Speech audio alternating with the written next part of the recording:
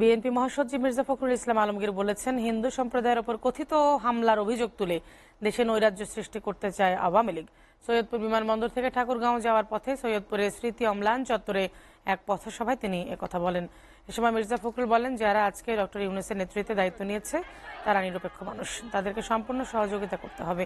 তিনি বলেন, জাতির মুক্তিকে নস্যাৎ করার জন্য আওয়ামী লীগ আবারও ষড়যন্ত্র শুরু করেছে। তারা দেশের বাইরে গিয়ে চক্রান্ত করে এই বিপ্লবকে ধ্বংস করতে চায়। সবাইকে সজাগ থাকতে হবে। তারা আবার হিন্দু সম্প্রদায়ের উপর হামলা করে দেশে নৈরাজ্য সৃষ্টি করতে চায় বলে জানান ফখরুল।